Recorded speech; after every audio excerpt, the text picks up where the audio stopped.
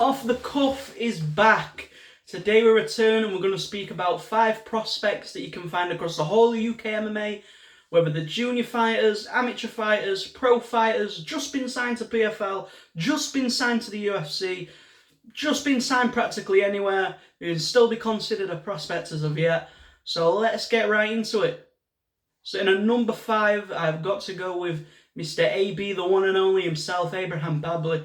So far during his fight career, he's shown nothing less than just crazy feats of strength, crazy feats of speed, just a general game of which a heavyweight you do not see very often.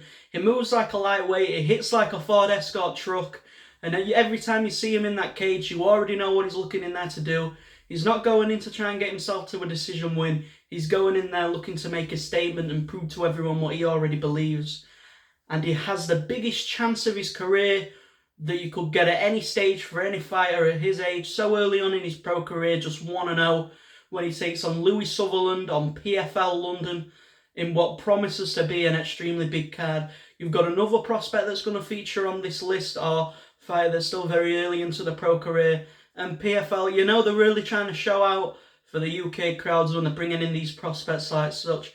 You know, we've already seen the likes of Simeon Powell, who has been on an absolute tear. His debut in the pro scene wasn't even that long ago, and look how established he is now within PFL. He's one of the best up-and-coming fighters there, and Abraham Babley will be looking to do nothing short of that either. So moving into number 4, we didn't give a brief mention in the last one, but we did tease it. We're going to go in with Dakota Charver, currently 4-0, and wow, what a phenomenal pro career that she's had so far. And she's been very established pretty much throughout her entire life, whatever combat sport it's been, whether it be Muay Thai, MMA, or any combat sport that you could put yourself inside of. So far, she's been able to show a very good striking game, but that sort of thing that you'd expect. But as of recent, we've seen the grappling be used a lot more, and the top control and the shots delivered from a top position have really shown an extremely professional case of attributes that Dakota Charver has been able to take in. And like AB, they both train out of the same gym. They're both also going to be fighting on the PFL London card, looking to get into the European Qualifier Series and ultimately begin their journey to the £1 million bonus that you can receive for winning, plus the title as well. I mean, Dakota Charver, she's nothing short of accomplishments as well, but it'll be another big one that she'll be able to tick off the list of accomplishments that she has gotten so far within MMA. So now we're going to go back to the amateur route, back to the amateur level.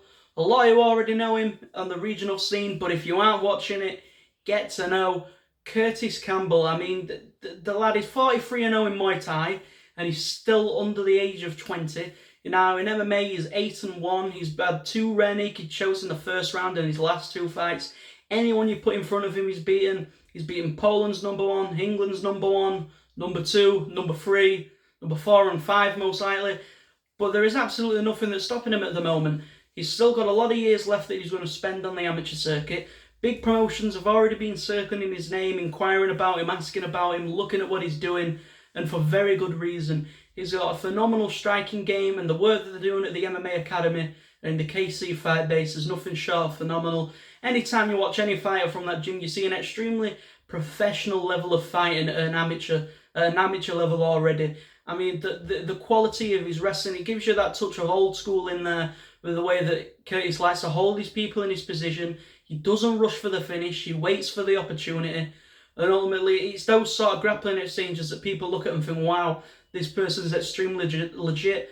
And that isn't even the best part about his game either. You look at his striking, whether he's on the inside in the clinch, whether he's on the outside using his kicks, his feints and his punches.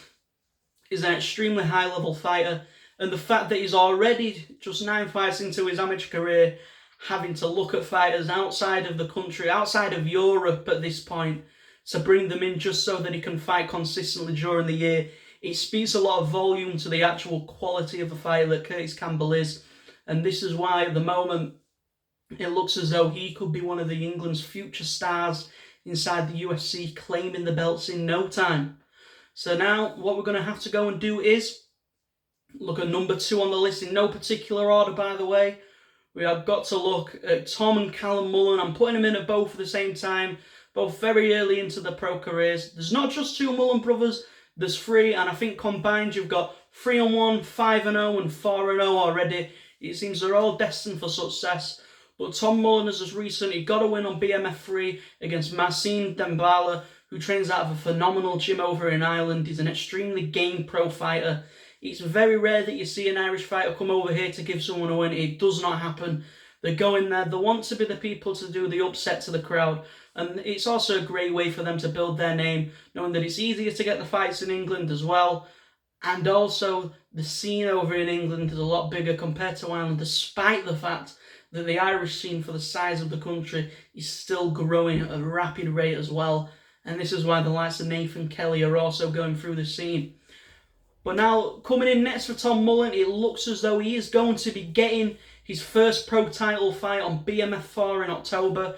It's something that he's been calling for a long time now, to get these sort of big fights, and he wants to keep that trend up. He doesn't want to fight the easy competition. He wants to fight the people that could even beat him.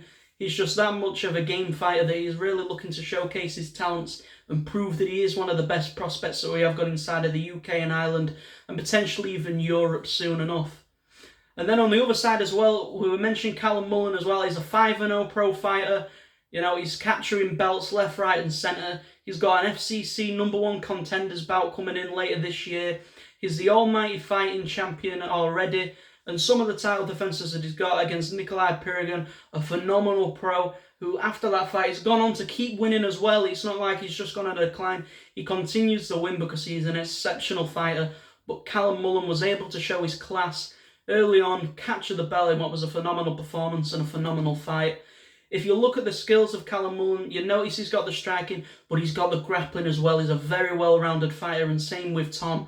You know, they train out of Aspire Combat Academy. They've got their own gyms in Strike Kings. They've got Mataleo Jiu-Jitsu as well. And you just look at them, it's the perfect thing for them. Their entire lives is just encompassed by MMA, and it really does show when you see them get inside of the cage and the quality that they have been able to show throughout.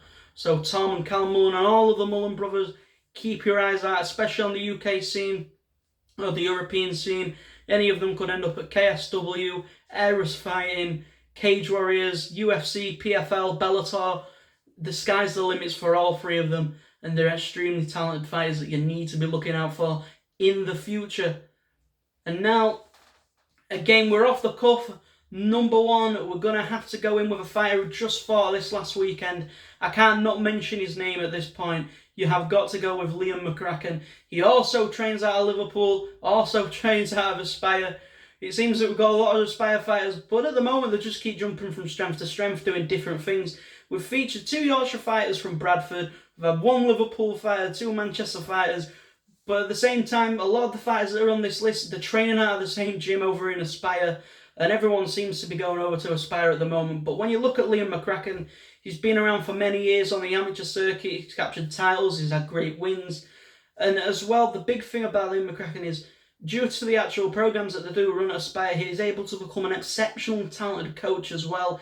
He's already coaching professional fighters, amateur fighters, junior fighters, and all of them are seeing success under him, and Dean Garnett and everyone that coaches down at Aspire. There is too many to mention off the cuff. But hey, that's the things that we've got to sacrifice on here.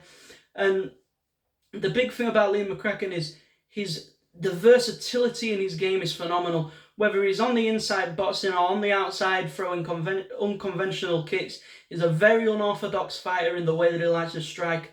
But then once you think, okay, he's going to stick on the feet, he's going to strike, he'll level change, he'll make the entry, and he'll shoot the double leg, and then he'll ultimately look to keep you against the cage and working to take you back, which is exactly what we saw at Vida when he was able to win at the 2nd round via RNC. So there you go, Liam McCracken. Keep your eyes out, because he's already got big promotions sniffing around him, and for good reason. He's now 2-0 as a pro, had an established amateur career. He's now becoming an established coach as well at such a young age for an amateur fighter, a professional fighter, sorry. So keep your eyes out on everyone that was mentioned on this list. A lot of them have got fights coming up, or they've just fought. But after all, don't have to take it from me, but I would anyway. So that is everything from me for this episode of Off the Cuff. That is the 3rd instalment. It's been a while coming, but we've got it, and that is what the people wanted to see. Thank you very much for watching,